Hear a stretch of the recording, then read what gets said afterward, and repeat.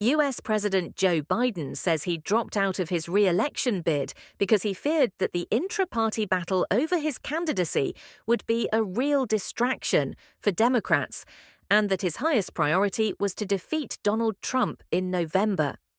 In his first interview since quitting the race, Mr. Biden, 81, said he had no serious problem with his health.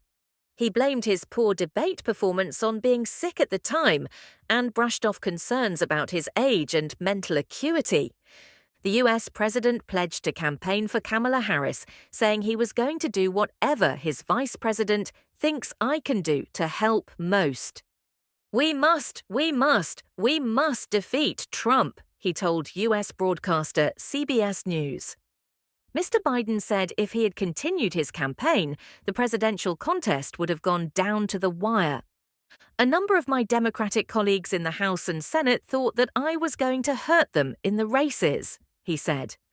And I was concerned if I stayed in the race, that would be the topic. You'd be interviewing me about why did Nancy Pelosi say, why did so? And I thought it'd be a real distraction. Former House Speaker Nancy Pelosi was widely reported to have led the push to oust Mr. Biden, a claim she has not exactly denied, after his halting debate performance against Trump on the 27th of June. During the pre-recorded interview broadcast Sunday, Mr. Biden misspoke several times, but generally seemed more coherent than during the live televised debate. He chalked up his poor debate performance to illness. Previously, he's also mentioned jet lag and lack of rest as factors. As pressure continued to ratchet up, he announced his exit from the race on 21st of July. A potential battle to replace him at the top of the Democratic ticket never materialized, and party support swiftly coalesced around Vice-President Harris, who has so far outperformed Mr. Biden in opinion polls. The president has said he intended to be a bridge to the next generation when he ran for the White House in 2020. When I ran the first time, I thought of myself as being a transition president. I can't even say how old I am. It's hard for me to get it out of my mouth. In other U.S. election news, Republican vice presidential candidate and Ohio Senator J.D. Vance has defended a sweeping deportation plan for undocumented migrants if he and Donald Trump are elected. Mr. Vance told American broadcaster ABC News that a second Trump administration would start with 1 million people who are in the United States illegally. Government figures indicate that there are around 11 million undocumented immigrants in the country, a figure that has remained largely steady since 2005.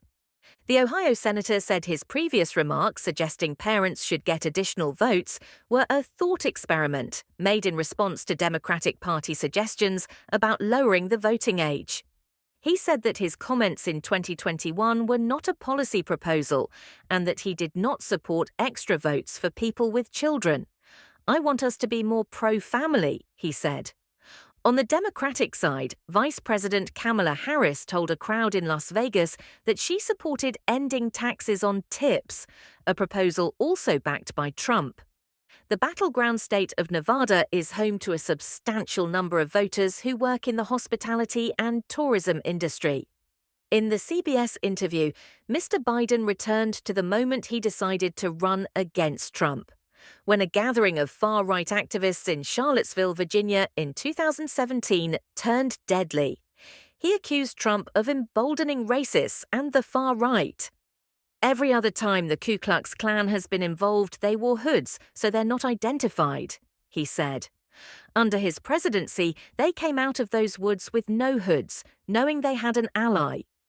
He also repeated his concerns about what might happen after November's election, saying he was not confident at all that there will be a peaceful transfer of power if Ms. Harris defeats Trump.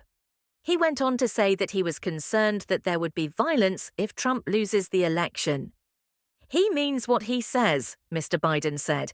We don't take him seriously. He means it. All the stuff about, if we lose, it'll be a bloodbath. He's a genuine danger to American security, Mr. Biden said. Trump commented at a rally in March that it would be a bloodbath for the country if he loses. However, his campaign has repeatedly said he was referring to the economy and the auto industry, and that Democrats have taken the quote out of context. At the same time, the former president has repeatedly insisted, without evidence, that he was cheated out of victory in 2020 and has warned that there will be attempts to rig the vote this year. He has pledged to pardon some or all of the people convicted for rioting at the U.S. Capitol in January 2021.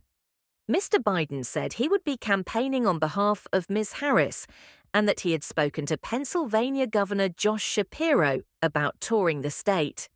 Mr. Biden was born in the working-class city of Scranton, about 120 miles, 190 km northwest of New York City.